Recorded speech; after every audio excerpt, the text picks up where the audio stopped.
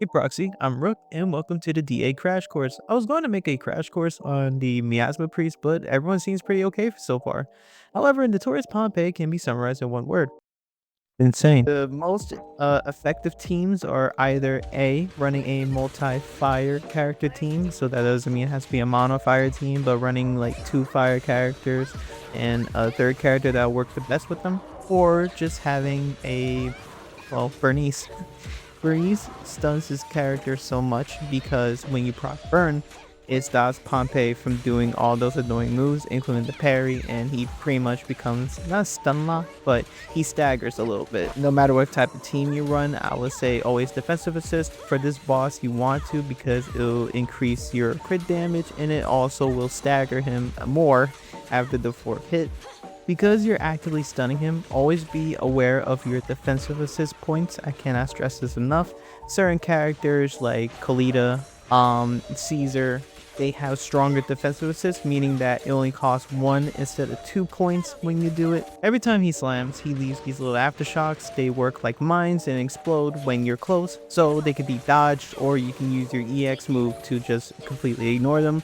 He'll have a pattern that's like this in the beginning. He'll do a slam, and then you'll defensive assist twice, and then dodge twice. After that, he'll assume a stance. What I mean is that he'll have two different attack patterns after. You can dash behind him instead of taking the hit. He will try to swing his tail when you do so. If you're feeling a little spicy, you can also attack the parry, but dodge immediately.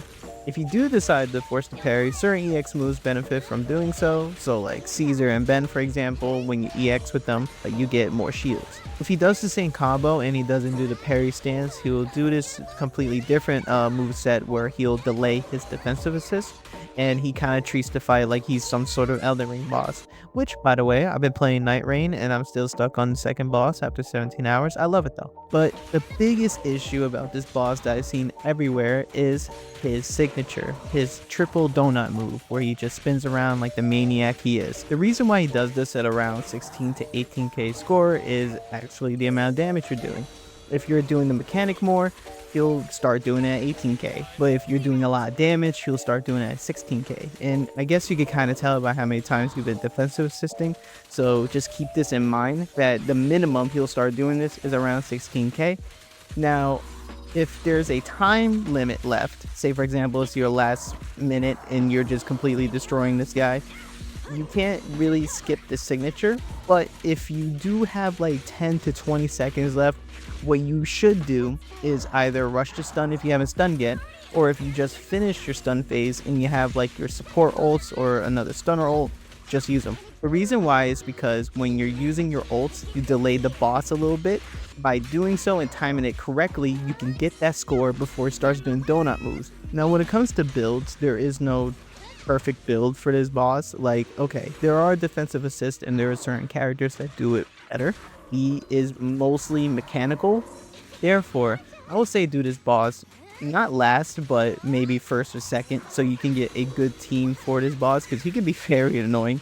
But yeah, especially when you have fire characters invested and you need it for this boss. I want to point out that you don't need Bernice to completely clear this boss. People have done it with many different characters. I do think that if you are running, say like Ben and Lucy, that you should bring Rocketboo, or at the very least Cryboo, because you're going to build that fire anomaly way more and thus do a lot of stunning and burn damage. If you need help learning how to dodge them better, I have a link in the description of a dodge guide from a different content creator. They did a really good job, so check them out. Before you go, let me know what you think about Pompeii, or if I helped out. Liking and subbing can help me out too. Here's a playlist of all the other bosses I covered so far, and good luck, Proxy. Take care.